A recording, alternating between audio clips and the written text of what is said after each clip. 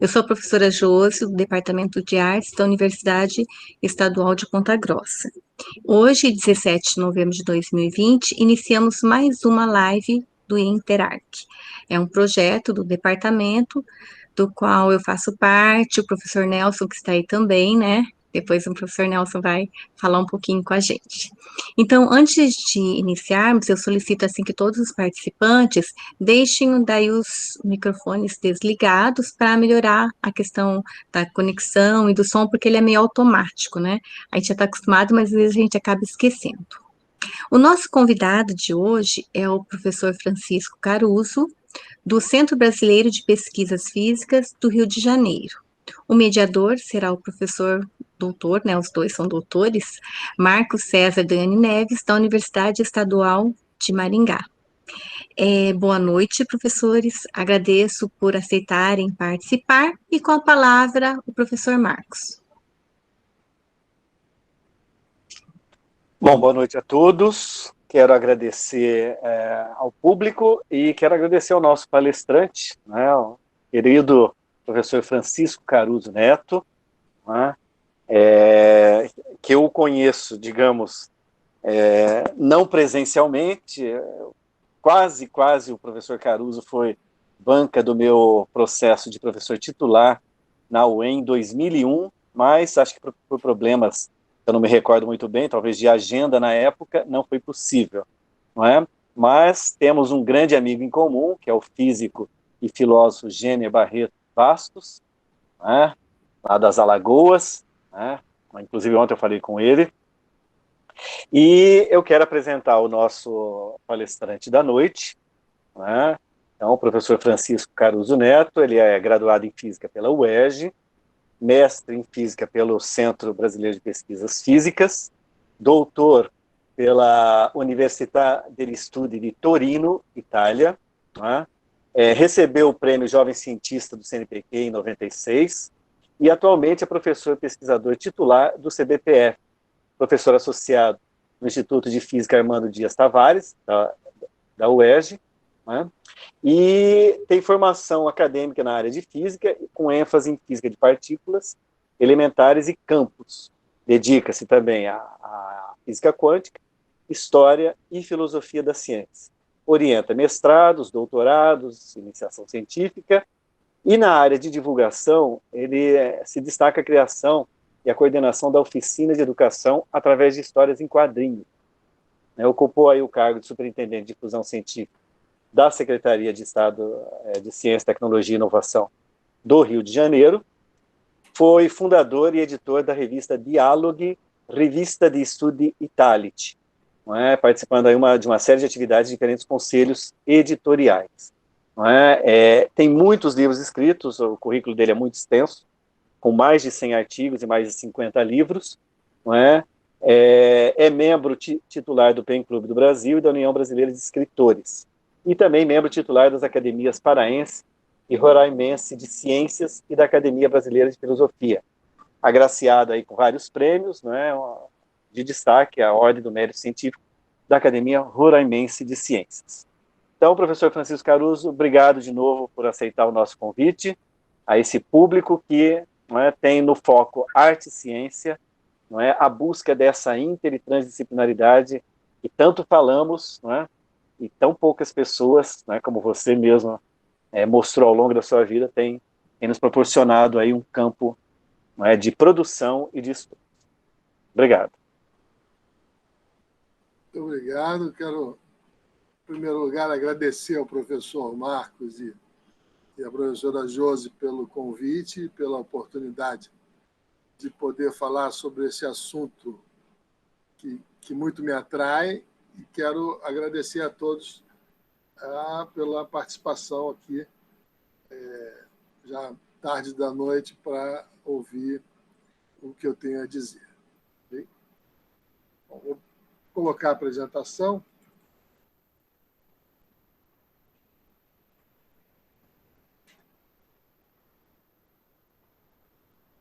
Eu vou falar para vocês sobre a relação arte e ciência, mas eu fiz a opção de não falar em tese, em geral, preferindo focar dois momentos históricos nos quais, na minha opinião, houve uma grande tendência de aproximação desses dois saberes fazeres, né? Que é o período renascentista e a passagem do século XIX para o século XX. Eu só estou começando para mostrar a questão da representação na arte, com esse quadro do Arcimboldo, no século XVI, foi a primeira pessoa a usar legumes e frutas para construir pessoas, né? E aqui ele introduz uma coisa interessante, que é a perspectiva do observador da obra, né? No sentido de que essa obra ela não tem, obviamente, uma simetria de rotação. Se você girar ela 180 graus, você passa da natureza morta para esse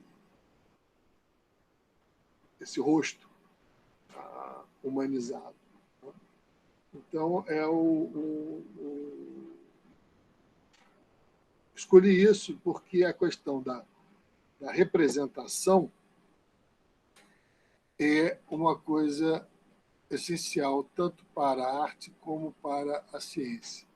Ambas tentam representar, de alguma forma, o mundo observável e também, de alguma maneira, o nosso mundo interno, né?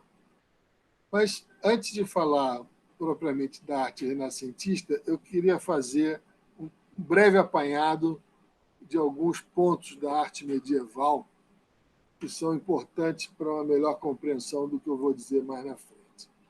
Isso é um bronze, né? E vocês veem logo que o artista tentou usar algo parecido com o que se conhece hoje como perspectiva, sem sucesso, né? Você olha os planos de trás, você não tem a noção de linhas de convergência com ponto de fuga, né? Mas é uma primeira tentativa diferente de representar a natureza. Bom, a gente tem que ter em mente que a Europa medieval era uma sociedade teocêntrica, né? E com os seus senhores feudais e a igreja com grande poder sobre a vida de todos, né? Então, a pintura, nessa época, ela é muito voltada para temas religiosos e é uma pintura absolutamente bidimensional. Não há nenhuma tentativa de expressar algo parecido com volume, né? É uma pintura muito simbólica, né? Cheia de metáforas, de conotações, onde, por exemplo, o tamanho dos personagens importa e tem a ver com a sua importância, né? Você vê aqui que o religioso, ou talvez o Cristo, não sei exatamente o que o pintor quis fazer, a figura central do quadro é maior do que as demais, destacando assim a sua importância. Aqui eu trago dois retratos de Cristo em que claramente vocês não têm dificuldade de perceber que o medieval é o da esquerda. O da direita, eu já fiz essa experiência com vários alunos, perguntar o que diferencia um do outro, né? E uma vez um aluno falou: o segundo parece uma fotografia.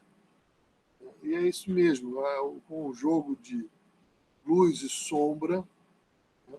E com o recurso da perspectiva, que a gente vai falar sobre ela mais na frente, você consegue construir um rosto, digamos, muito mais realista, Então, na pintura da esquerda, você vê esse Cristo estilizado, com essa coroa muito dourado, que determinou fortemente a arte bizantina, por exemplo. Aqui eu trouxe um exemplo de um quadro que retrata a chegada de Jesus a Jerusalém. Então, você note que o céu é dourado, não há, de novo, nenhuma perspectiva. A vestimenta de Cristo é representada com as cores mais caras da época, o azul e esse tom de vermelho, uma espécie de índigo. Eram cores raras, caras, né, e que o pintor usa para qualificar a importância da religiosidade de Cristo, que é, observe, o maior personagem do quadro. Aqui temos um outro quadro de Dúcio, chamado dos Apóstolos Pedro e André, já do início do século XIV, em que eu trouxe também para frisar essa questão do céu dourado. E, de novo, uma pintura absolutamente plana. Bom, por que eu estou frisando essa questão do céu dourado? Porque, na verdade, vai haver, com São Francisco de Assis, uma mudança não tão perceptível e sempre negligenciada à luz dos historiadores da ciência, que é ligada ao que se pode chamar da metáfora do livro da natureza. Durante toda a Idade Média, e isso Santo Agostinho, século V depois de Cristo, já sabia, né, que, em princípio, nessa sociedade teocêntrica, havia um livro que, majoritariamente, era capaz de levar o leitor a Deus, que era a Sagrada Escritura, a Bíblia. Não? Mas já na época de Santo Agostinho havia essa metáfora de um livro da natureza, não? Que, embora coexistisse, não tinha a força que ganhou a partir dos ensinamentos de São Francisco de Assis. São Francisco de Assis vai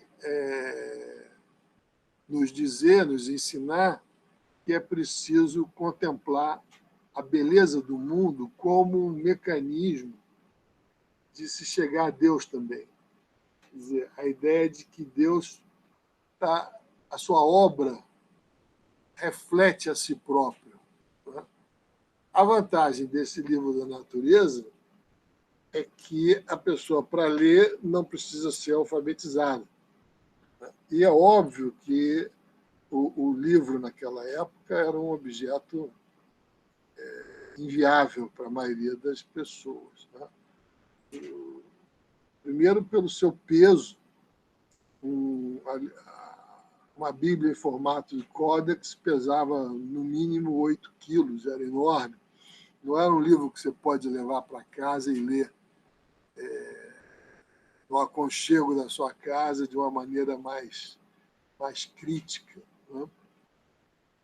Então, o livro da natureza tem essa vantagem. Você pode convencer as pessoas que, olhando a beleza da natureza que teria sido criada por Deus, você, na verdade, é capaz de se aproximar desse Deus e admirá-lo em sua plenitude. Né? Então, exatamente nesse momento, São Francisco e a ordem franciscana, eles vão estar tão ligadas a essa questão da natureza, num certo sentido, São Francisco é um dos primeiros, como eu vou dizer,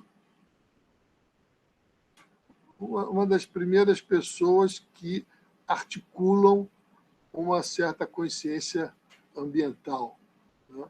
O homem como responsável pela preservação da natureza, né? Uma visão muito ecológica de tudo, né? Então, essa proximidade da natureza faz com que, na minha opinião, São Francisco é bem conhecido como sendo o patrono dos pássaros, dos animais, mas ele poderia também ser eleito uma espécie de patrono dos físicos experimentais. Vou explicar por que estou dizendo isso. É porque, se vocês forem prestar atenção, no final da Idade Média, praticamente todos os religiosos que se dedicaram ao estudo da física, em particular da ótica, como Bacon, Grossa Testa, eram todos da ordem franciscana. Então, nesse momento de esse novo olhar que São Francisco propõe, né, da natureza, é um olhar muito que tem como característica uma das coisas que Cassirer vai nos ensinar, que é, na verdade, a marca do Renascimento, né? Portanto, ele está sendo aqui antecipado de alguns séculos, né? É a ideia de que você tem que olha para a natureza como ela é. Na Idade Média, a rosa representava a paixão de Cristo. Então, uma sociedade que acha que a rosa é a paixão de Cristo não vai estudar botânica, não vai estudar a rosa como uma flor, né? Então, esse olhar mais isento para a natureza vai fazer, por exemplo, com que o pintor italiano Giotto, que era contemporâneo de São Francisco e amigo de São Francisco, passe a pintar o céu de azul. Se você olhar para o céu, ele é azul. Por que o céu bizantino era sempre dourado? Porque ele era simbólico. Ele representava a casa de Deus, tido pela Igreja como algo muito rico. E esse algo muito rico é bem expresso no nosso mundo pelo ouro. Aqui o Giotto é o primeiro pintor a pintar o céu de azul, com essa nítida intenção de representar a natureza como ela é, e é a primeira pessoa que vai pintar os santos como se fossem humanos. Como você vê aqui nesse retrato de São Francisco rezando para os pássaros. Há uma frase que eu gosto muito, que eu achava que sabia quem tinha dito, mas hoje em dia eu tenho dúvidas, mas de qualquer maneira eu vou citá-la. A frase é a seguinte: uma sociedade que pinta o céu de dourado não pode apontar uma luneta para o céu. Isso é óbvio, né? Porque ao pintar o céu de dourado, essa sociedade está reconhecendo no céu algo para ser contemplado e admirado. E algo que é contemplado e admirado não é algo para ser questionado, né? E é exatamente a função do telescópio, como vocês conhecem bem a história de Galileu, que vai apontar o telescópio para ver as imperfeições da Lua, né? Você tem que ter passado por uma transição intelectual que foi longa, que é essa que eu estou apontando, que começa em São Francisco, né? Ganha força com o estudo da física de vários franciscanos. E não por acaso a ótica foi o primeiro ramo da física a ser estudado, pelo simples fato de que a luz é a única entidade física que transita entre o céu e a terra. Quer dizer, a luz é aquilo que pode fazer a ligação entre o humano e o divino, né? Em vários quadros, a luz representa algo de bom, como a própria áurea de São Francisco aqui representado. Bom, dito isso, vamos falar então um pouco sobre a perspectiva, né? E a partir daí eu quero chamar a atenção para que vocês percebam que há uma tendência de se usar a simetria e a geometria como forma não só de representar, mas de conhecer a natureza. A ideia de que é uma ideia muito presente no estudo de física contemporâneo, né, de tentar descobrir quais são as simetrias que estão por trás do mundo.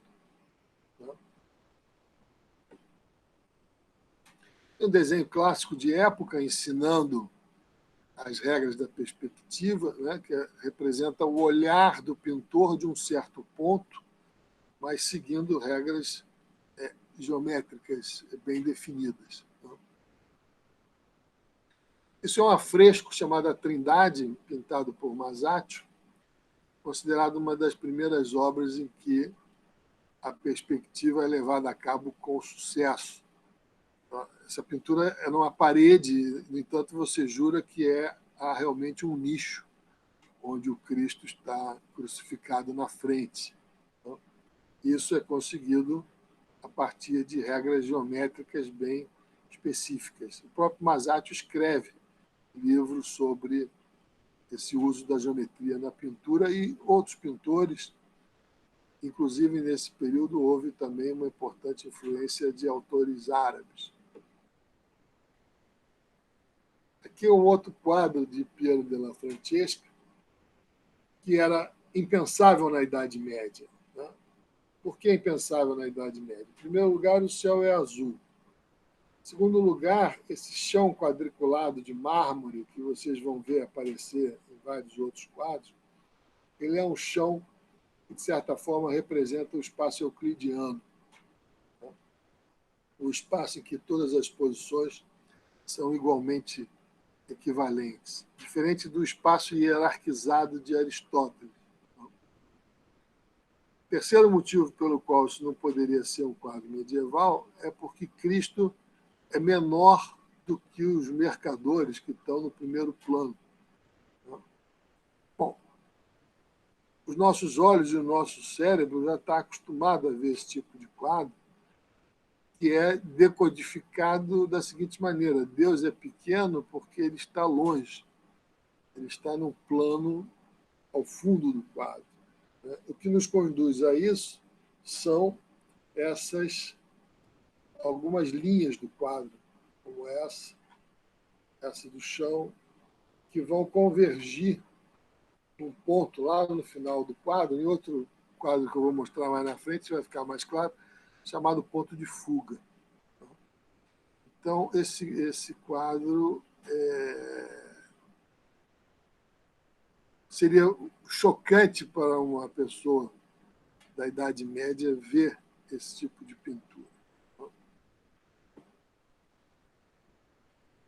Aqui eu trouxe o Batismo de Cristo, de Piero della Francesca, também, para mostrar a vocês toda a simetria que ele usa no quadro. Isso, obviamente, não sou eu que inventei essa análise, são historiadores da arte que fizeram esse tipo de análise, e você vê que, para colocar, já que a proposta é colocar 3 pessoas do lado esquerdo da nosso e só 2 do lado direito, ele divide a tela aqui em 3 partes. O Cristo está exatamente no centro da tela, a pomba está no centro desse círculo superior. Né? Ou seja, o quadro tem claramente um arcabouço geométrico. O quadro seguinte é o Martírio de São Sebastião, de Antônio Pollaiuolo. Esse quadro é tido como um quadro genial pelo seguinte: ele também se impõe uma grande rigidez geométrica ao construir esse quadro. Primeiro, ele divide a tela em 4. Você vê que a forquilha na qual o São Sebastião está apoiado está exatamente no ponto central da tela. Depois, ele traça as diagonais e traça também essas linhas em verde que ligam o canto do quadro ao ponto áureo do segmento oposto. Ou seja, ponto áureo é o ponto que divide esse lado da seguinte maneira. Esse pedaço está para o maior, assim como o maior está para o todo. Essa razão áurea tem a ver com várias coisas, com a série de Fibonacci, tem a ver com mais ou menos raiz de 5 sobre 2. E é curioso, porque é uma coisa geométrica, mas que, a rigor, é expressa por um número entendido na época como número irracional. Você tem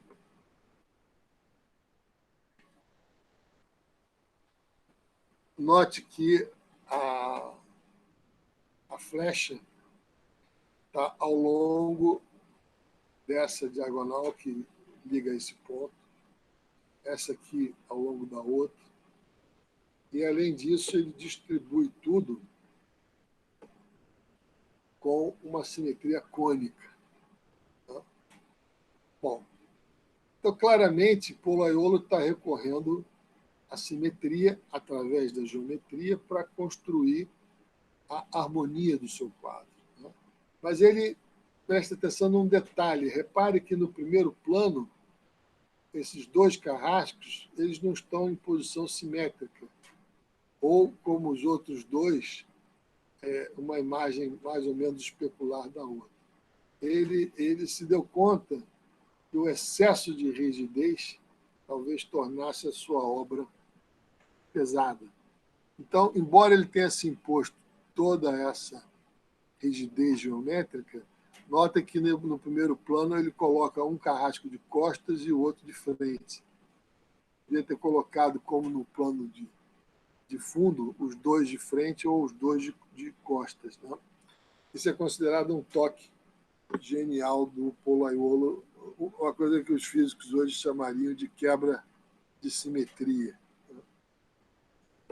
Bom, agora, para provocar um pouco vocês, eu quero dizer o seguinte: o papel da física teórica, na ideia de que é possível um reducionismo, é esse. Né? Você parte de um mundo plural, com todos os fenômenos possíveis, analisa partes desse mundo, chega a uma teoria, um arcabouço geométrico, teórico, mas, a qualquer momento, você tem sempre o problema sério de qualquer reducionismo, que é você ter que trilhar o caminho oposto. Ou seja, dada essa estrutura teórica, qual era o quadro de Pollaiolo que estava aqui em cima. Né? É óbvio que o reducionismo falha na maioria das vezes. Né? Então, você chega à conclusão, chegou-se à conclusão, ao longo da história da humanidade, que as coisas são feitas de átomos. Então, o atomismo é uma visão ainda muito presente na descrição da física. Né? O atomismo é entendido como física de partículas, o que você quiser, algo que entenda que existam partículas elementares, né, indivisíveis. Então, embora as partículas elementares, o conceito hoje, permita a transformação de uma em outra. Né? Mas, assim, tá bom, então tudo é feito de átomo. Aí eu calculo quantos átomos você tem no corpo humano, te dou o número exato de átomos de carbono, de oxigênio, de seja lá o que for, e digo, bom, agora construa esse ser humano. Esse projeto, obviamente, é um projeto fadado ao fracasso. Quer dizer, chegou-se a uma teoria poderosíssima, que é o atomismo. Né? Tudo é feito de átomo, inclusive as pessoas, mas você não consegue construir, teoricamente, a partir dos átomos, os sistemas vivos, por exemplo. Você tem mistérios entre a passagem de um nível para outro. Isso aqui é de um autor anônimo, se chama Cidade Ideal. Você vê que o chão de mármore ao qual me referia, as linhas que convergem para o ponto de fuga lá no horizonte, atrás dessa cidade tem um mar. A foto está muito embaçada, não dá para ver direito. Aqui é um quadro de Peregrino, Cristo dando as chaves da igreja a São Pedro. Vocês veem de novo a harmonia do quadro, com base geométrica, né? A igreja no centro, formada com desenhos poligonais, o chão de mármore quadriculado, o céu azul e todas as outras características de uma pintura renascentista. Esse é o último que eu vou mostrar. O Rafael se chama O Casamento da Virgem. E, de novo, uma figura simétrica atrás, céu azul, chão de mármore quadriculado. Por último, Rafael, no seu famoso A Escola de Atenas, no início do século XVI, em que o céu é azul, esses grupos representam sábios estudando diferentes matérias, diferentes disciplinas. No centro do quadro você tem o mais velho é Platão, carregando o Timeu debaixo do braço e apontando para o céu. E Aristóteles com o seu livro A Ética embaixo do braço, apontando para o chão. Esse grupo da nossa direita é o grupo que está estudando geometria com Euclides. E o Rafael faz o seu autorretrato ali, eu assinalei em laranja, no cantinho da tela, né, dizendo que não precisava ser dito com essa pintura, né, que ele acredita na geometria como instrumento da sua produção artística, né, capaz de lhe dar a harmonia desejada no seu quadro. Bom, esse período renascentista ele vai presenciar também a construção de um novo sujeito, um pouco baseado no que eu antecipei com São Francisco de Assis. E para vocês entenderem isso, eu vou resumir com essa pequena citação de Marcílio Fitino, que era um humanista importante, mais ou menos da época de Petrarca, esse pessoal, em que diz que o agir humano em todas as suas manifestações, artísticas, técnicas, filosóficas ou religiosas, se você quiser pode inserir científicas, exprime, no fundo, a presença divina de uma mens infinita na natureza. O homem é exaltado como uma espécie de microcosmos, síntese do universo. Embora essa visão não seja nova, ela vai adquirir novas dimensões no Renascimento italiano. Essa mente infinita seria uma espécie do que se chama hoje de um Deus arquiteto. E Leonardo da Vinci percebe com muita propriedade essa questão. Ele é talvez a maior ícone de sábio capaz de tratar quase que de uma maneira só a arte e a ciência. E com relação a esse problema que Ernest Cassirer, depois no livro magistral sobre o Renascimento, ele vai nos dizer isso com muita clareza, né? Que o homem medieval vai evoluir para esse homem renascentista e, ao ver, ao deslumbrar a infinitude, ele vai ficar perplexo, mas ele vai ser capaz de perceber essa infinitude, a infinitude divina. E eu trouxe esse desenho clássico do Leonardo, eu gosto muito, O Homem Vitruviano, porque eu quero só colocar aqui uma uma análise que Moreira e eu fizemos no nosso último livro, sobre o livro O Espaço e a Natureza, que eu nunca vi dito dessa maneira, acho que é uma contribuição pequena, mas original nossa. É bem sabido, desde a Antiguidade Clássica, que o círculo é considerado o símbolo dos movimentos perfeitos. Os orbes dos planetas seriam esféricos. E a outra figura usada por Leonardo para inscrever esse homem é o quadrado. Acontece que o quadrado não é uma forma encontrada na natureza, ele é um produto da construção humana. Então, na nossa interpretação, ao usar simultaneamente essas duas figuras geométricas nesse problema técnico da quadratura do círculo, Leonardo dá uma contribuição que vai além da questão meramente matemática ou meramente técnica. Ele, na sua genialidade, nesse desenho, está nos dizendo duas coisas complementares sobre o homem, na verdade. Uma é que, por um lado, essas proporções áureas a quais o corpo humano satisfaz são um reflexo do caráter divino do Criador do homem.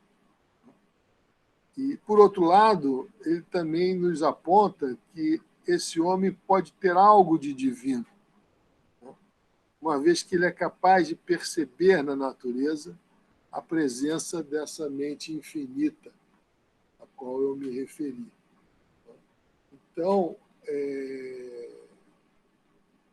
nesse quadro, nesse desenho, melhor dizendo, Leonardo faz o que, na nossa opinião, é uma síntese muito importante, que talvez só fosse possível por um gênio renascentista. Né? A ideia de que, na representação da natureza e do homem, Deus oferece o círculo e o homem o quadrado, ambas formas concatenadoras de uma ordem. Bom, eu mencionei, antecipando já o que eu vou falar agora, mencionei há pouco que o homem ficou deslumbrado com o infinito. E, na verdade, o trabalho de Copérnico cria uma enorme crise para a ciência, em especial para a física. Né? O cosmos de Aristóteles é aquele cosmos finito que foi incorporado pela Igreja Católica a partir, principalmente, da obra de São Tomás de Aquino, que aparou todas as arestas entre uma filosofia pagã e a filosofia religiosa, né? E, assim, a obra de Aristóteles se transformou praticamente num dogma da Igreja Católica. E, nesse cosmos unificado de Aristóteles, a Terra ocupa o centro do universo. Quando Copérnico diz que não é a Terra, é o Sol que ocupa o centro do universo, ele cria um problema sério, né? Ao qual Freud, por exemplo, se referiu como uma das 3 feridas narcísicas. E essa é a primeira, na verdade.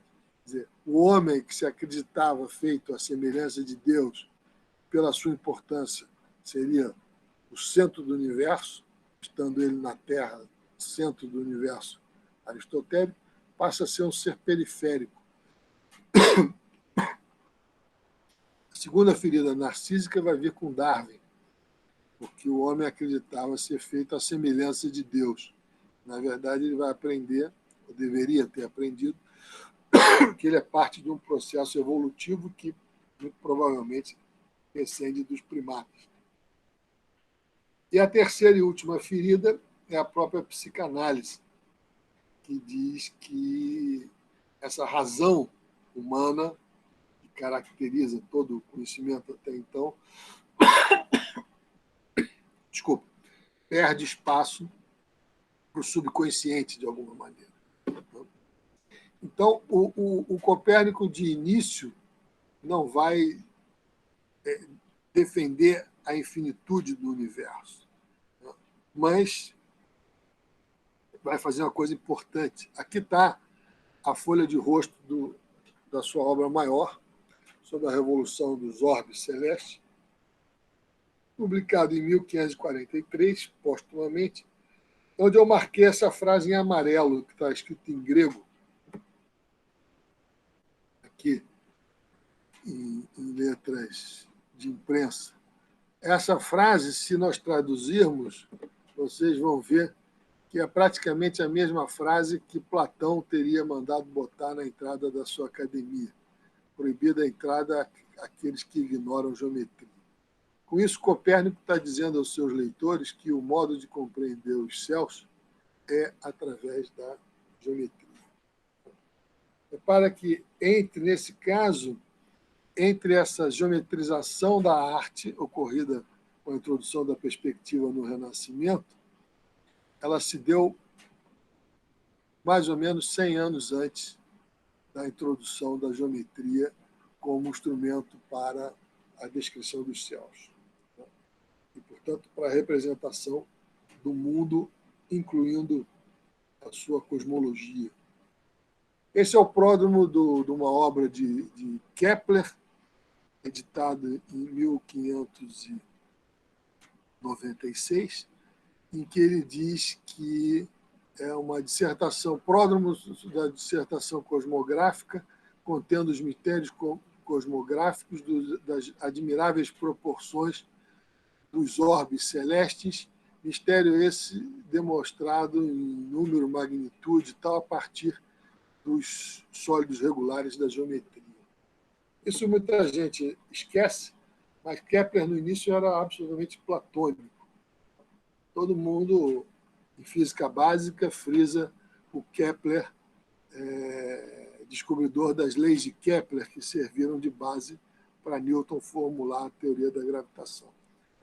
Mas, no primeiro momento, esse era o cosmos de Kepler.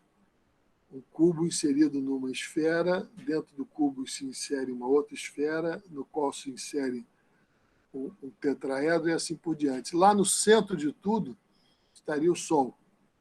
E as regras geométricas entre os tamanhos desses sólidos, 5 sólidos regulares de Platão inscritos nesses círculos concêntricos, dariam, grosso modo, a distância dos planetas ao Sol. Aqui cabe um comentário, uma curiosidade. Se você pegar alguns dados de Kepler, você vai achar que o raio, por exemplo, de Júpiter é 15%, 20% diferente do resultado experimental. Isso, para a gente hoje, diz, bom, é um acordo razoável para um modelo muito simples. Só que, na época, vocês precisam entender que, se essa questão fosse colocada, a resposta seria outra. A resposta seria: é óbvio que o resultado experimental está errado, né? Porque a concepção teórica do mundo teria sido feita por inspiração divina, né? Então, é a experiência que está errada. Isso mostra que houve, depois, a partir de Galileu, como vocês bem sabem, uma mudança radical de atitude com relação ao papel das teorias físicas. Bom, o Newton, então, vai ser a pessoa que vai unificar de novo a física que tinha sido desunificada por Copérnico. Ou seja, Newton vai mostrar que o motivo pelo qual a maçã cai na superfície da Terra é exatamente o mesmo motivo pelo qual a Terra está caindo em torno do Sol. Ela só não está caindo ipsis literis porque há um movimento circular. Se alguma força fosse capaz de parar os dois, ela cairia. E a força é da mesma natureza, é única, é a força universal da gravitação. Então, foi preciso muito tempo para que se fosse possível reunificar a descrição aristotélica do mundo. de uma outra forma, muito mais moderna e coerente, né? Para isso, Newton teve que refundar a concepção do espaço. Ele cria o conceito de espaço absoluto e de tempo absoluto, né? Esse espaço, então, é como se fosse o palco de um teatro onde o mundo acontece, onde as peças se desenrolam, né? Bom, essa questão, e Max Hammer praticamente diz isso, que na história do conceito de espaço, que é um belo livro que ele escreveu, você tem 3 grandes nomes, Aristóteles, Newton e Einstein. O resto, se vocês quiserem, podem ser entendidos como comentaristas à obra desses 3 grandes nomes. Mas, para chegar a falar de Einstein, é preciso falar de uma coisa muito importante que ocorreu a partir de meados do século XIX, que foi o desenvolvimento das chamadas geometrias não euclidianas por Gauss, Bolyai, Lobachevsky, Riemann, né, que abrem mão do postulado das paralelas de Euclides e começam a construir novas geometrias, né, em princípio, como um exercício de matemática pura. Essas novas geometrias vão encontrar várias aplicações. Aqui, cuidado, e uma delas é no início exatamente do século XX. Cuidado que muita gente erradamente diz que Picasso se inspirou na teoria da relatividade para o cubismo, que é uma bobagem, porque o cubismo precede a teoria da relatividade. O que é correto dizer é que tanto Picasso como Einstein beberam desse conhecimento novo geométrico. E o cubismo nasce como um movimento de desconstrução de uma arte bem estabelecida, né, com técnicas diferentes. Uma delas seria você representar de uma maneira fracionada no mesmo quadro, como esse, diversos instantes. É o tempo deixando de ser o tempo absoluto newtoniano e você tem a representação como se fosse várias fotografias de uma pessoa descendo a escada. Outro tipo, como esse quadro do Braque, é a ideia simples para você explicar para uma criança: faça um desenho tradicional, recorte e colhe ele de uma maneira, entre aspas, errada, uma maneira diferente, né, sem a questão da continuidade do desenho. Isso é mais fácil ver nesse outro quadro, Violino e Uvas, de Picasso. É claro que existe uma infinidade de quadros cubistas em que vocês vão ver o mesmo tipo de fenômeno de desconstrução da arte anterior. Agora, houve também uma reação a isso, de novo, de inspiração geométrica. Mondrian, embora no início da sua carreira tenha sido também um cubista, ele ficou mais famoso pela sua fase minimalista, geométrica, com as cores, poucas cores, né, mais básicas. E aí está um exemplo. Vou dar um outro exemplo que eu gosto muito de arte minimalista, é composição com 2 linhas. Ele conseguiu fazer um quadro com 2 linhas muito equilibrado. A análise desse quadro é complexa. Esses pontos onde a linha intercepta as laterais do quadro são exatamente os pontos áureos desses segmentos, que são o lado do quadrado que está girado.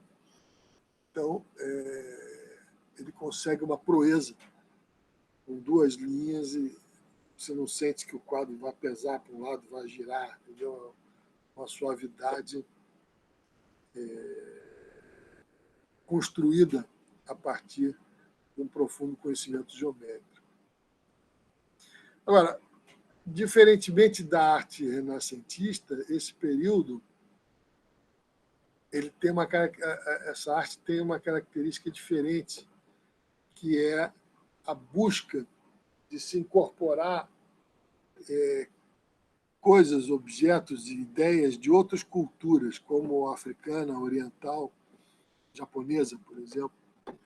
Então, esse aqui eu tirei de um livro que eu tenho, que o autor comprova, e Klee viu essa boneca Ashanti, que é o símbolo da fertilidade, antes de pintar essa sua bonequinha à direita. O mesmo ocorreu com Picasso, que foi a uma exposição onde tinha essa cabeça africana, e logo em seguida ele fez esse desenho claramente inspirado na obra africana. Você tem alguns quadros do Van Gogh, tem no fundo paisagens japonesas, por exemplo. Então, houve uma tendência generalizada entre o final do século XIX e início do século XX de incorporar ingredientes de outras culturas na arte. E aqui o Marcos estava brincando com a sua lente, com as suas lentes esféricas, e eu disse que a gente ia mencionar Escher. Escher foi um artista que explorou muito essa questão das geometrias não euclidianas. Aqui, um objeto toro biscoito, feito de borracha, não sei. E outros objetos que só são possíveis a partir de geometrias não euclidianas. Tem aquele famoso dele se refletindo numa bola de árvore de Natal, que a pintura, o reflexo dele aparece como uma pintura numa superfície esférica, portanto, deformada com relação aos nossos padrões.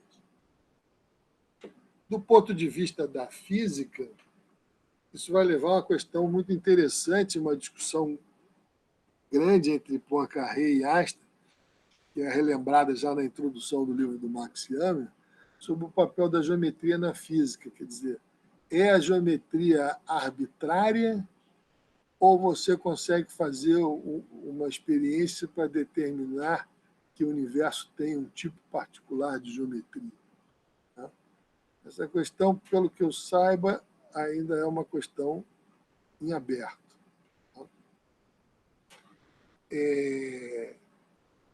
Em Copérnico, nós tivemos o período da segunda geometrização da física, a partir da astronomia. A primeira geometrização eu não mencionei aqui, mas ela se deu com Platão. Mencionei indiretamente ao falar dos 5 sólidos regulares de Platão. Platão aceitava como matemáticos o atomismo e achava que os átomos eram construídos de uma casca com vazio dentro, e essa casca seria os elementos, os poliedros regulares da geometria. E o momento chamado historicamente da terceira geometrização da física se dá com Einstein. Tanto a partir da relatividade restrita quanto geral. Na relatividade restrita, ele cria um novo conceito, que é o conceito de espaço-tempo, que é representado por um espaço dito pseudo-euclidiano. No espaço euclidiano, a métrica é 3 componentes, a métrica é mais. No espaço-tempo de Minkowski, que é o que Einstein utiliza, a métrica é menos mais. Ou seja, a componente espacial tem, nessa geometria, um sinal trocado em relação às componentes... A componente temporal tem um sinal trocado com relação às componentes espaciais. Esse conceito de espaço-tempo, né, muda de uma vez por todas a descrição da física. A física não é mais vista a partir da visão newtoniana de que há um tempo que flui homogeneamente, independente do que façamos. Né? O tempo se transforma, assim como as coordenadas espaciais, dependendo da velocidade de deslocamento do do seu referencial inercial. E a teoria da relatividade geral na verdade, na minha opinião, a grande conquista de Einstein, e ela é, no fundo, uma teoria da gravitação. Aqui está a expressão de Einstein, matemática, já com a constante cosmológica lambda, mas não importa a complexidade disso, o que importa para a gente é que todo lado esquerdo da equação tem a ver com a métrica Gemini e o tensor de curvatura do espaço-tempo R-mini. E o lado direito tem a ver com o tensor momento-energia, tem a ver com as fontes de matéria. Então, essa equação diz que matéria gera espaço, espaço gera matéria. Então, foi Einstein que percebeu que a gravitação demandava a introdução de um espaço-tempo curvo, cuja geometria era, no fundo, o campo gravitacional, descrito agora como esse campo tensorial. O caminho dessa geometrização foi aberto, na verdade, em 1907, com o enunciado do princípio de equivalência, que estabelecia a equivalência de um campo gravitacional homogêneo com um correspondente referencial acelerado, e que incluía no seu bojo a explicação da equivalência entre massa inercial e massa gravitacional. É aquele célebre exemplo do elevador caindo em queda livre ao qual Einstein recorre para chegar à sua concepção de princípio de equivalência. Então, o tempo, como eu disse, passa a ser um tempo fluido, que é representado aqui nesse quadro de Salvador Dalí, como um quadro surrealista. A última coisa que eu quero dizer é com relação à força dessa geometrização da física. Eu quero lembrar a vocês que todas as teorias fundamentais hoje são, em última análise, teorias geométricas, chamadas teorias de gauge ou teorias de calibre, como o Leite Lopes fazia questão que se traduzisse. Elas são, no fundo, teorias geométricas. O campo de gauge, o campo de calibre, é o campo que faz o transporte paralelo de um vetor sobre uma superfície esférica, tecnicamente falando. Então, nós caminhamos para teorias fundamentais, elementares, construídas de forma reducionista, que são todas de natureza geométrica. Se esse é o caminho para a ciência, para a física, só o tempo vai dizer. Há algumas tentativas, como a de estudos de sistemas caóticos, embora haja sempre uma forçação de barra. Quando você pega um livro sobre caos, matemática, você vê uma figura quase simétrica na capa, chamados atratores. É porque, muitas vezes não é dito, mas o que você consegue estudar é o caos, mas numa situação muito próxima do equilíbrio. Porque o verdadeiro caos é, em grego, o oposto de ordem. Você não tem... Ao verbalizar, você já está introduzindo a ordem do discurso. Então, o caos é pior do que um louco falando coisas que não tem nada a ver com nada. É algo, do ponto de vista de tratamento matemático, é algo inconcebível. Mas esse caos próximo do equilíbrio, você começa a estudar matematicamente. E é curioso, todas essas coisas têm a ver com o seu tempo. Eu às vezes, me pego divagando se seria possível o Descartes estudar certos problemas de matemática. Não é questão de não saber, é questão da sua visão de mundo. A visão cartesiana daquele mundo ordenado, aquele mundo em que você pode dividir o método científico em etapas bem determinadas, o que só é possível para sistemas lineares, no fundo. Então, uma certa época acaba inibindo o desenvolvimento de de outros saberes, né? Então, agora nós temos no período atual, você já aceita, você é obrigado a aceitar, já a partir da mecânica quântica, que nós somos observadores muito limitados, né, que interferimos no mundo e que há um princípio de incerteza que não tem a ver com a resolução dos aparelhos, é uma coisa intrínseca ao conhecimento, você nunca vai conseguir conhecer nada com certeza, né? Então, você tem, por outro lado, a psicanálise, como eu já mencionei. Então, aceitar o impreciso, até mesmo o desconhecido, é um pouco mais fácil hoje em dia.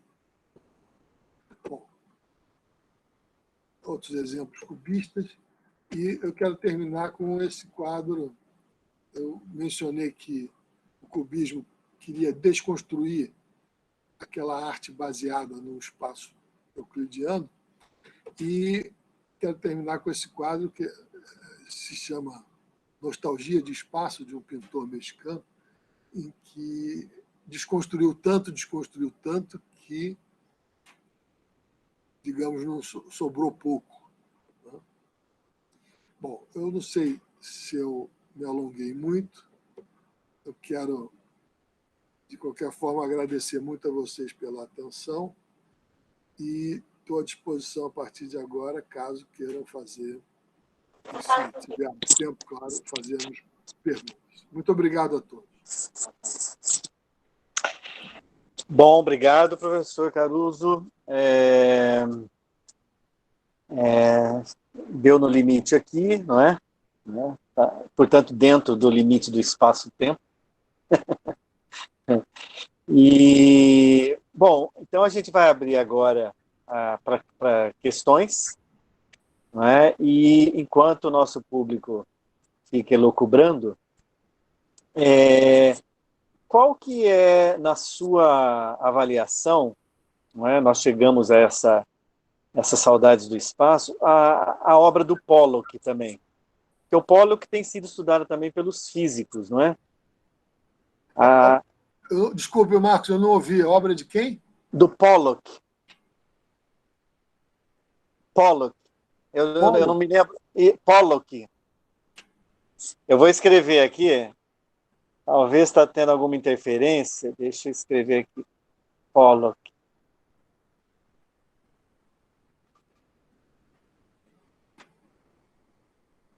Ah, sim. Ah, pintura, você está falando? Isso, a pintura. Não. Você já refletiu? É um pouco, eu acho que ela é o ápice desse processo, entendeu? Você passa,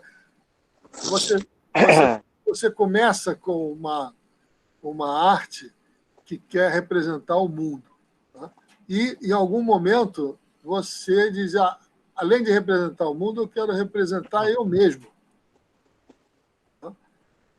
A forma com que eu escolho representar o mundo, de certa forma, já é um reflexo do meu eu, tá? Mas eu posso, como eu percebo um pouco a sua arte, eu posso dizer, esquece o mundo, tá? Eu quero representar só os meus sentimentos, o meu eu, coisas que, em princípio, não seriam representadas, entendeu? Como eu às vezes, me aventuro a pintar a óleo, eu gosto. Eu, uma vez, fiz a experiência de pintar um perfume. Mas que sentido isso tem, né? Quer dizer, no fundo, o que aquele odor despertou em mim e como eu sou capaz de tentar traduzir isso, provavelmente não é nem possível, com cores e formas e traços, entendeu? Então, eu acho, é uma obra que eu gosto, aprecio, entendeu? A do Pollock, mas eu a vejo dessa maneira, é uma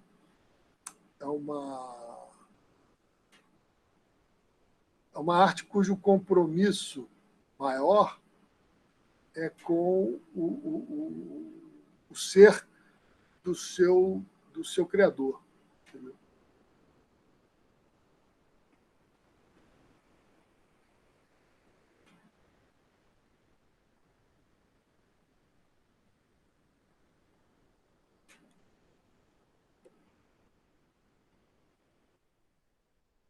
sei se respondia, ô Marcos. Opa, não, respondeu sim.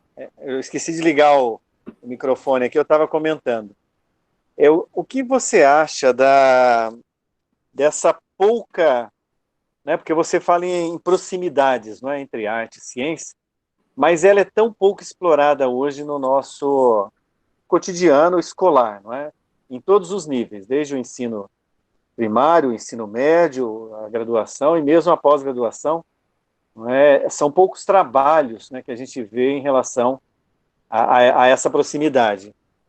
O que você acha? E eu sei né, que você tem muitas reflexões sobre a educação, sobre o ensino mesmo, né, e também sobre a importância da história, né?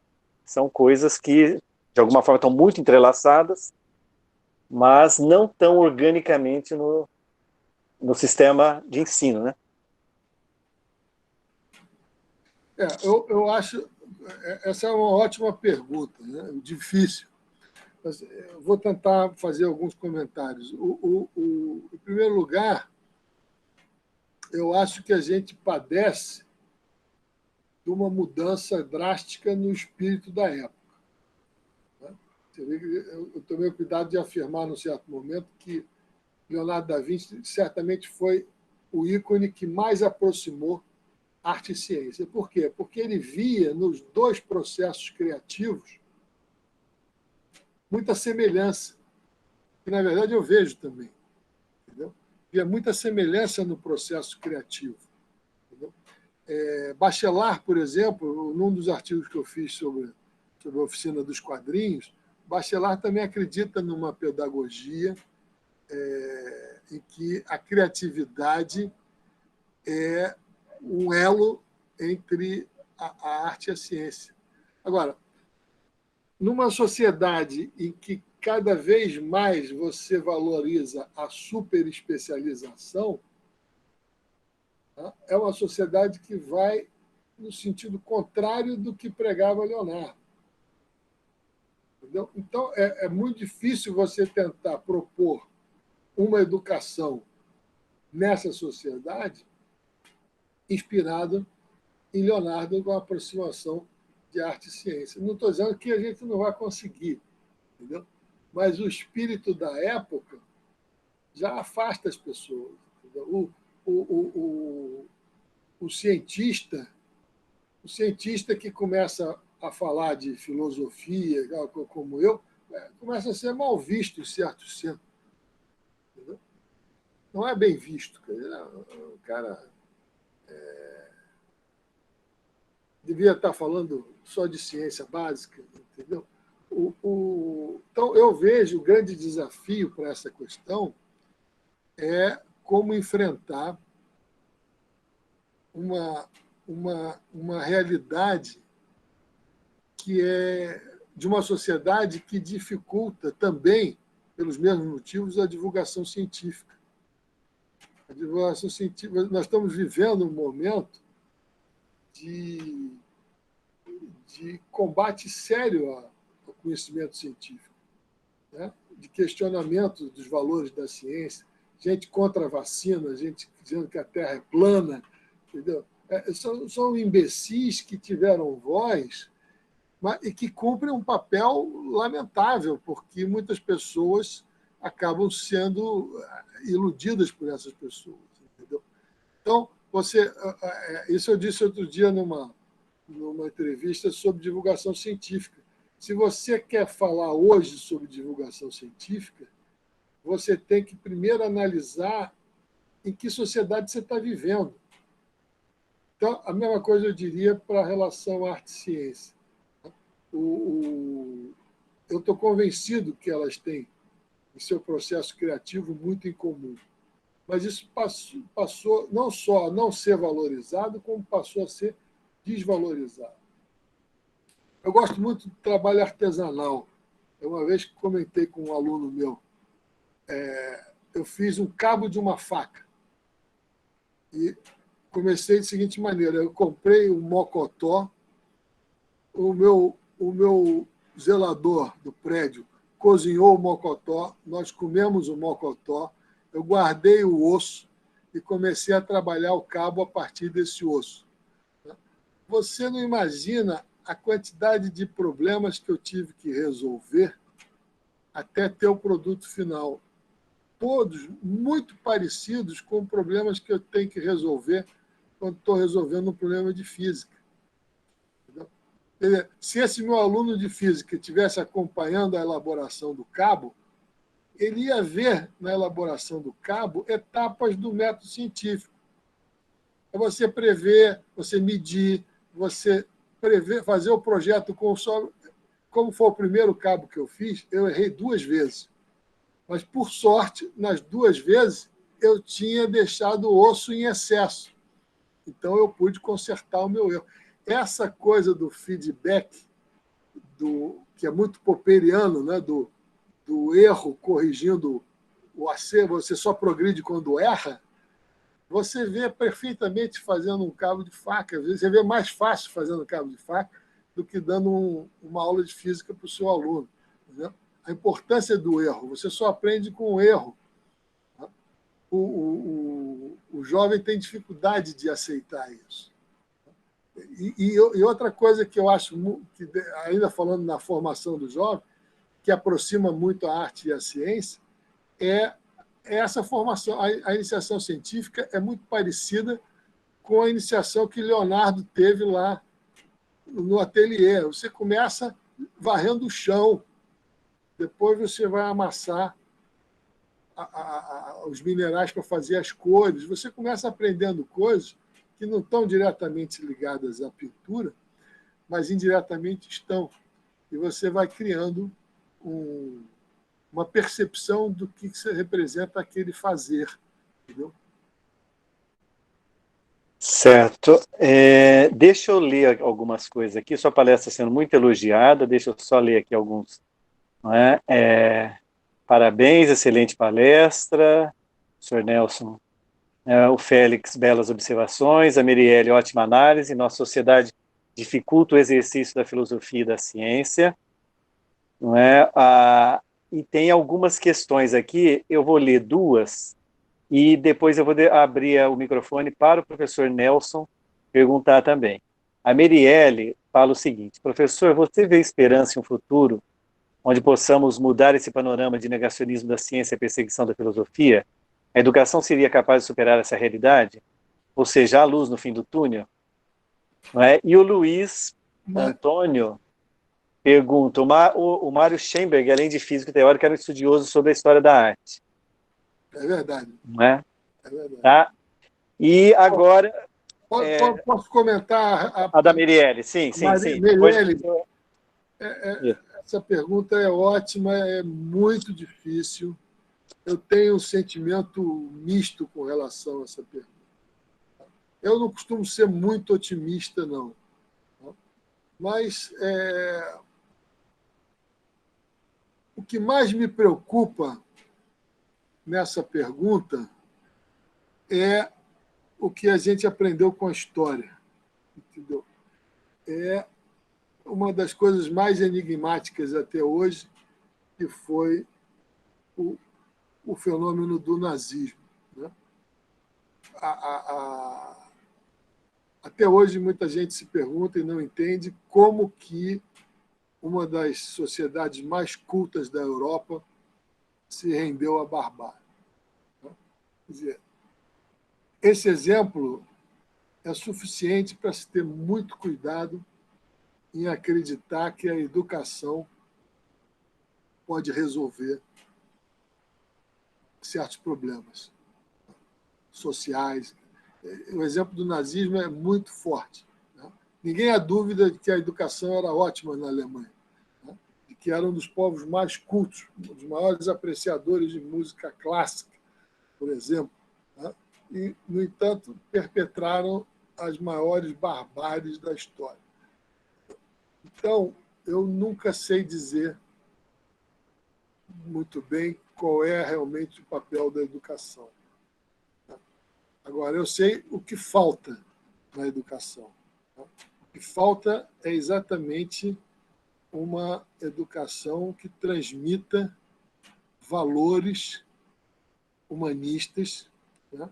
que transcendem o ensinamento técnico ou científico, né? Sem os quais as pessoas vão provavelmente correr esse risco de ver esse fenômeno renascer.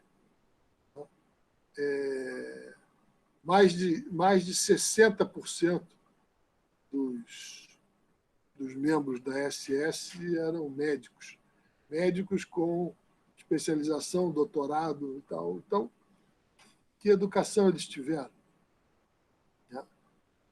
Pode ser tecnicamente perfeita, mas essa educação não contemplou um respeito ao próximo, um respeito à diferença. Então, a educação mais importante de todas é a básica, né? Que a gente deixa para lá. Só não deixa para lá, se você de novo acreditar na história, repara que a primeira coisa que todo regime ditatorial, fascista, faz é reformular a escola primária, né? Fazer da escola primária uma fonte de criação do indivíduo que ela deseja para aquele projeto esquisito. Então, a educação ela está sempre atrelada a essa escolha política de que nação nós queremos construir.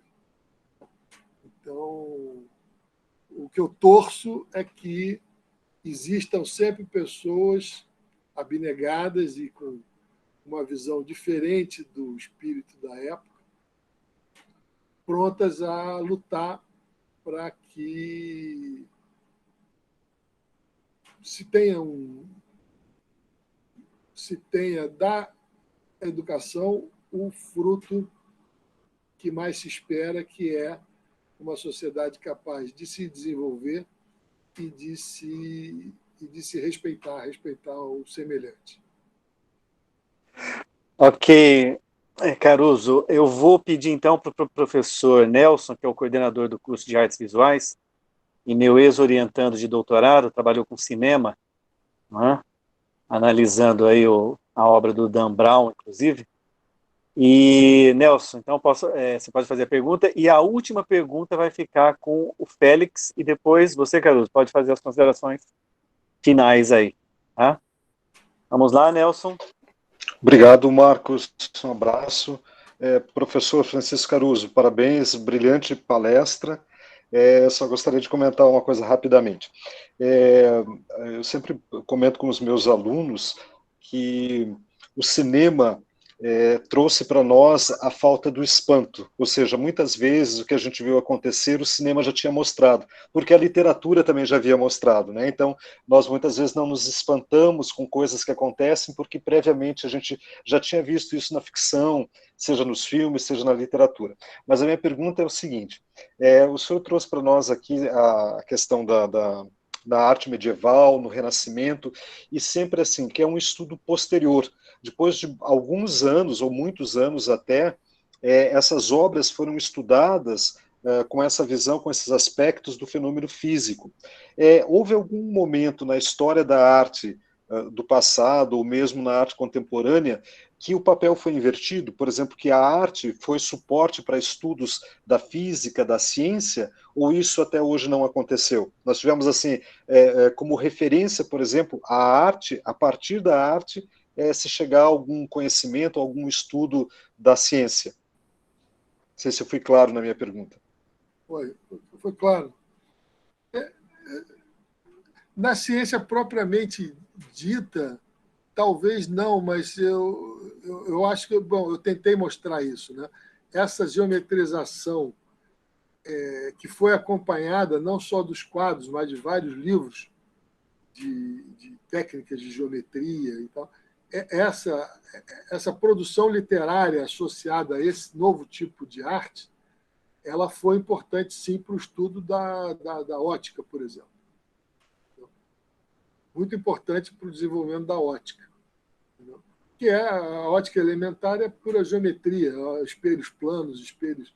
Tem esse lado fantasioso, né, de que a luz transita entre o céu e a terra, e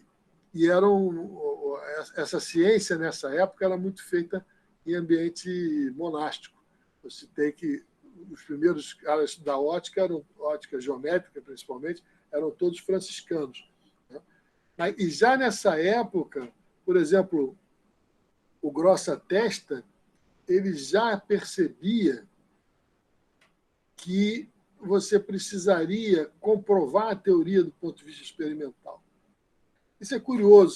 Se você olha a história da ciência, você vai ver que a didática geralmente super simplifica as coisas. Eu, quando fui escrever uma física moderna, eu aprendi.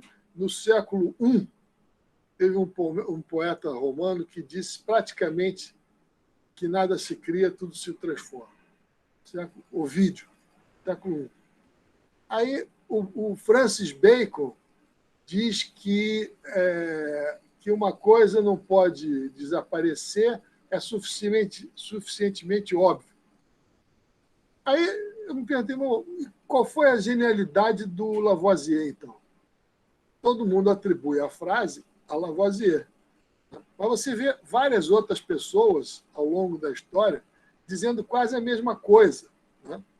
Aí, no caso de Lavoisier, é fácil de entender. A sua genialidade foi dizer que nada se cria, nada se perde, tudo se transforma no âmbito da química com a prova da balança.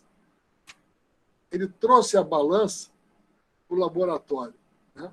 E a balança, na época de Lavoisier, ela, na verdade, foi um enorme legado do Newton, o físico, teve uma influência enorme sobre a química.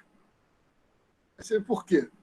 Porque ele disse que a força, por excelência, no universo, é a força-peso. É a força ligada à força gravitacional que mantém o cosmos unido. Então, os químicos, o que eles começaram a fazer no século XVIII? Vão medir o peso dos átomos.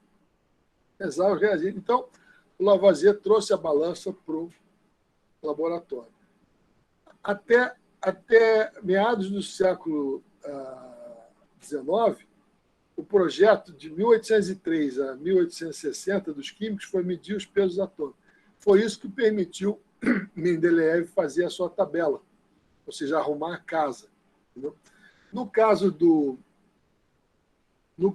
Galileu, é a mesma coisa. Você vê um bispo, agora me fugiu o nome dele, eu vou lembrar.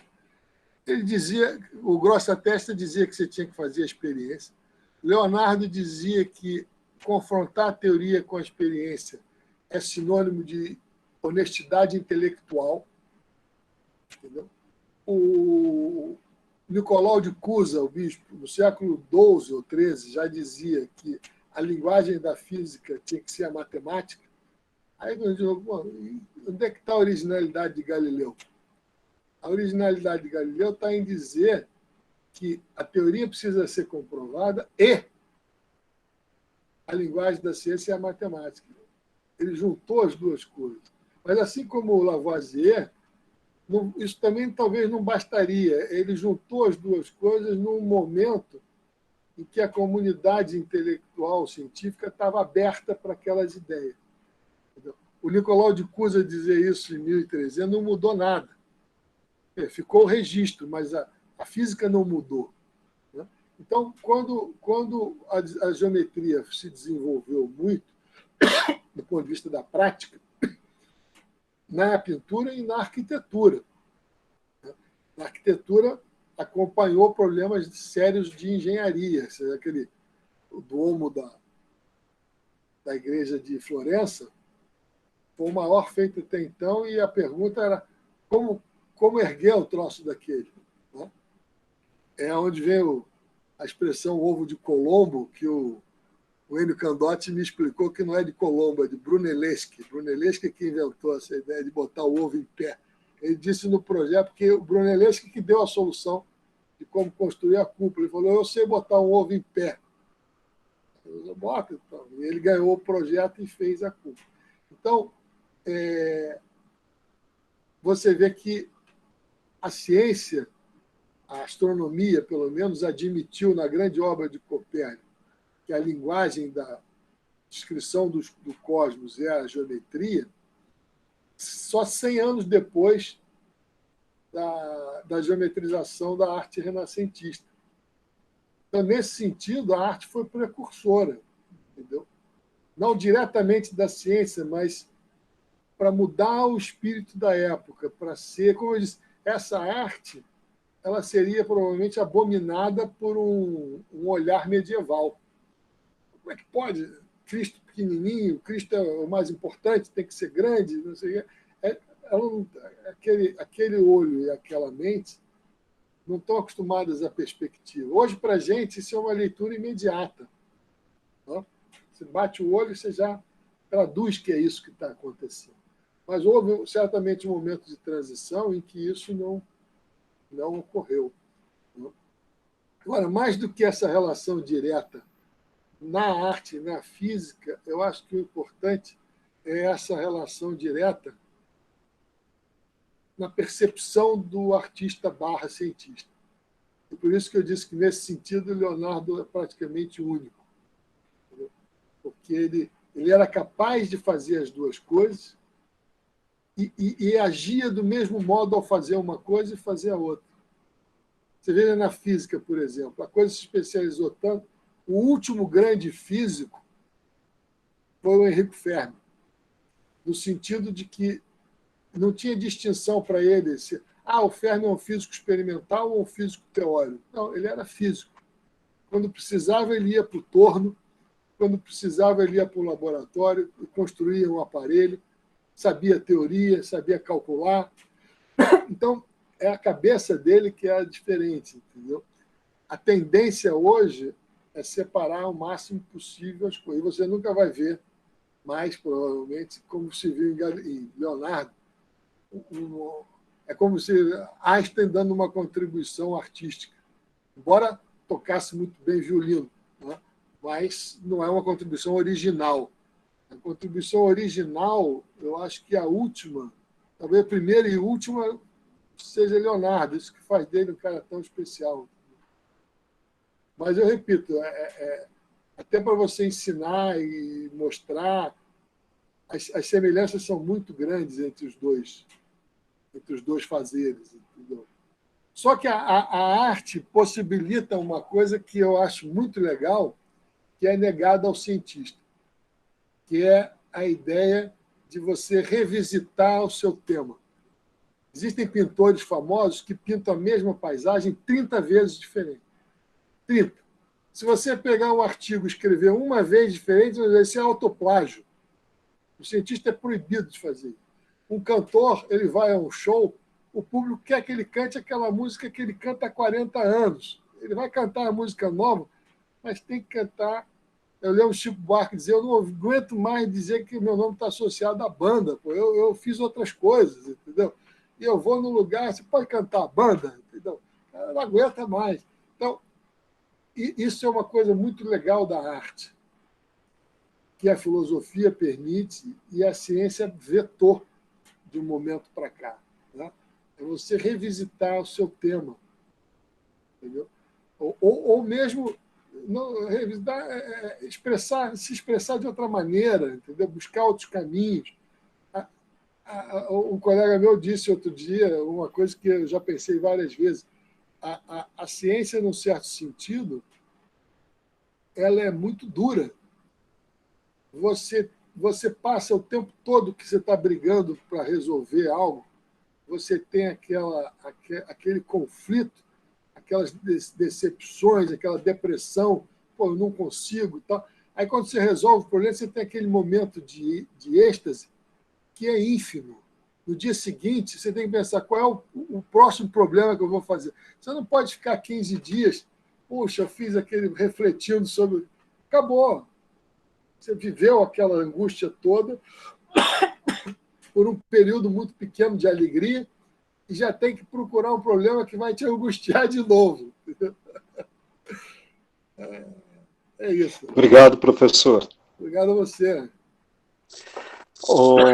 Caruso, tem uma questão aqui do Félix. Ele diz o seguinte: a contextualização e o diálogo sincero sobre a vida E a arte é bloqueada pelos gestores que querem manter o status quo? Não só pelos gestores, é todo mundo.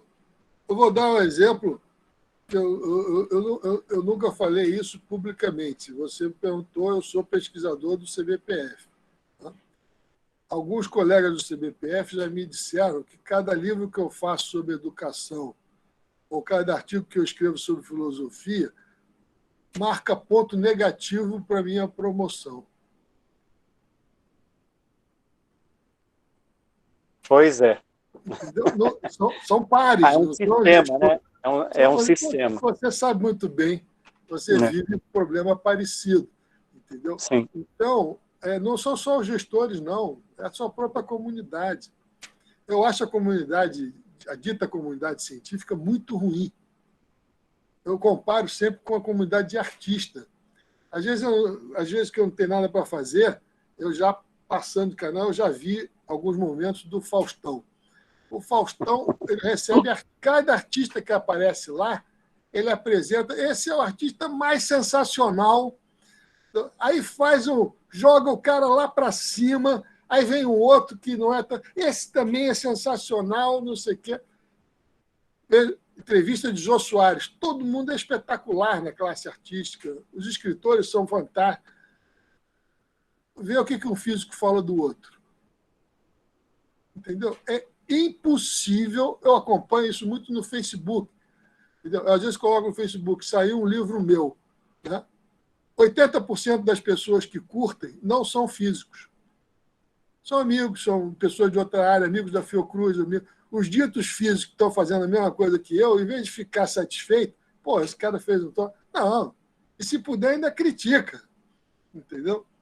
Então, não são só os gestores, entendeu? É o maldito espírito da época, que eu acredito nele, entendeu? Em que você tem que ser um cara super especializado, botar o Antônio, fazer só aquilo que você aprendeu, aí você vai ter muitas citações, vai ter bolsa do CNPq, vai ter tudo.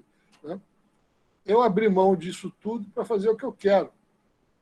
Entendeu? E não me arrependi. Entendeu? Não me arrependi. E cada vez que dizem que um livro meu conta contra, eu publico outro. E vamos em frente. Entendeu? É por isso que a gente te convidou também. Porque a gente faz parte de uma confraria. Cuidado que vocês vão ser perseguidos a partir de amanhã. Não, já fomos. Nós estamos descolados. Já fomos descolados. Você citou o nosso amigo Gêner, é outro que sofre. É outro. Você sabe bem, entendeu? O André Assis também, que eu já trabalhei bastante com ele. O Luiz Brizola citou o Mário Schember, que era um crítico de arte. Eu já ouvi várias pessoas esculhambar o Mário. O Mário Schember Não, o Mário Schember não é o melhor físico brasileiro, ele foi fazer arte. Pois é. Bons físicos falarem isso. Eu tenho em casa as obras completas de física do Mário Schember. É muita coisa. E ele quis dar contribuição em arte. Qual o problema? Entendeu? Qual o problema? A gente podia criar um prêmio Mário Schemberg para arte e ciência. Vamos ver se a gente não... uma boa ideia. Ótima ideia. Entendeu? Não porque todo mundo esqueceu do Mário Schemberg, né? O Luiz lembrou bem que ele era uma pessoa diferente. Tem uma história que contam dele em tom de brincadeira, né? Que ele tinha muito livro. Aí chegou em casa, antigamente tinha muito aquele vendedor de enciclopédia que ia na sua casa, né? Vender a Barça. Aí o cara foi lá, chegou, professor Schember, eu vou vender uma enciclopédia para o senhor. Não tem mais espaço, não sei o quê. Aí o cara, ele ficou com pena do cara e disse, olha só, entra na minha casa, se você achar um lugar para botar a enciclopédia, eu compro. Aí o cara entrou, olhou, já sei, embaixo da sua cama. Aí ele comprou a enciclopédia, o cara botou embaixo da cama. Porque é uma pessoa diferente, entendeu? Essas coisas todas estão se perdendo. Eu lamento muito essa super especialização. Até pouco tempo estava aqui um aluno, acho que ele saiu, meu aluno. Não, está aí ele ainda. Está ele ainda aí escondido. Felipe Carvalho. A minha orientação, eu e Vitor dividimos a orientação com o Felipe. A minha orientação vai no sentido exatamente de que ele não venha a ser uma pessoa assim. Ele não tem um tema definido, ele já trabalhou em 3... Eu falei para ele, o que vai acontecer é o seguinte, daqui a 2 anos acaba a bolsa, você escolhe um dos trabalhos que você fez e escreve uma tese. Entendeu? Eu não estou preparando ele para fazer uma tese de doutorado. Estou preparando ele para ser físico. Entendeu? E ser físico é isso, trabalhar em 2, 3 problemas diferentes ao mesmo tempo, editar um livro. Ele agora me ajudou, ele e Elael, traduzimos e editou um livro de interação fraca do Leite Lopes. Um curso que ele deu na França em 74, muito atual, como curso introdutório, uma das atividades dele. Então, a gente diz, isso vai entrar na tese dele? Não, mas vai entrar na formação dele, no modo pelo qual ele vê a ciência, entendeu? Isso eu faço absoluta questão. Entendeu? E exatamente as coisas que falam mal de mim, entendeu? Mas aí depois, quando virem o resultado dele, né, ele é o único caso que eu já vi, olha que eu já olhei inteligente, a monografia de fim de curso dele deu 3 publicações em revistas internacionais. E a monografia, que chamam de mestrado, já deu 2. Fora artigos em revistas internacionais sobre outro tema que não foi o da monografia. Aí eu só, mas esse cara é diferente. É diferente mesmo, entendeu? É diferente porque é meu aluno e do Vitor, entendeu? Se fosse aluno de uns e outros aí, ia estar fazendo a mesma coisa desde a graduação. Entendeu? Pois é. São os muito desafios. tímido, não vai falar nada, mas foi bom ter essa chance de mencionar ele, entendeu? Legal. Então, Caruso, a gente agora te convida aí para as considerações finais, né? Um belo encontro, né? É bacana, né? A pandemia tem gerado essa nova oportunidade, né? Da gente se ligar aí de forma remota. O ideal seria presencialmente, num grande teatro, porém, né? Então, te convidamos aí para as últimas considerações aí.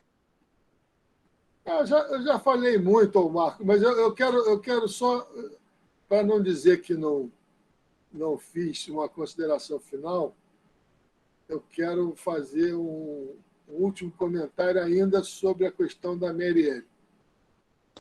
Certo. Eu achei que eu fui, talvez, pessimista demais, né? Mas a minha mensagem final é que,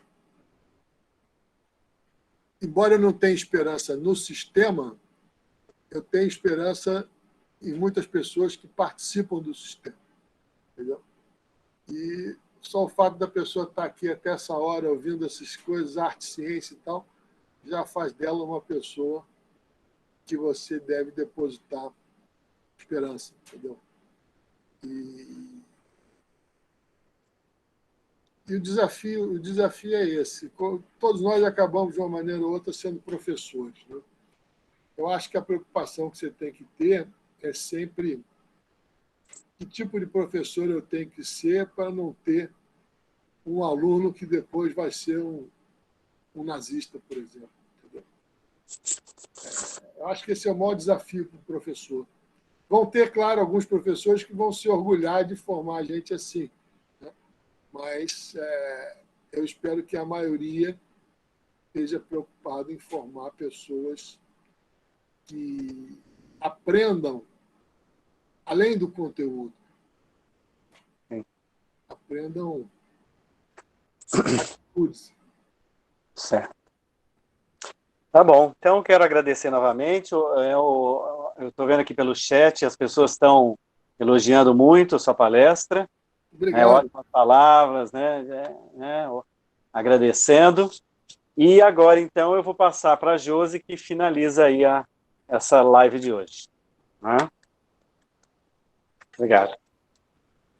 Obrigado, Nelson. Obrigado pela pergunta, a todos que perguntaram, a todos que participaram. Foi um prazer dividir essas coisas com vocês. Ok. Então, obrigada novamente. Primeiro, agradeço a participação desse público, como o professor Caruso já falou, né? Que vocês são o motivo e a motivação das nossas lives, né? Professor Caruso, com essas palavras, com tudo isso, lembrando que vai ficar tudo isso disponível, né, no canal da GAU-EPG, que assim como as demais lives, no decorrer eu passei já algumas lives para vocês, e vai continuar ainda durante o mês de dezembro. E o nosso canal de YouTube, ele é um bebezinho, então eu peço para vocês acessarem, né, para ele crescer. Quanto mais acesso, eu fui saber isso agora, né, eu não sabia disso. Quanto mais acesso, mais ele vai crescendo.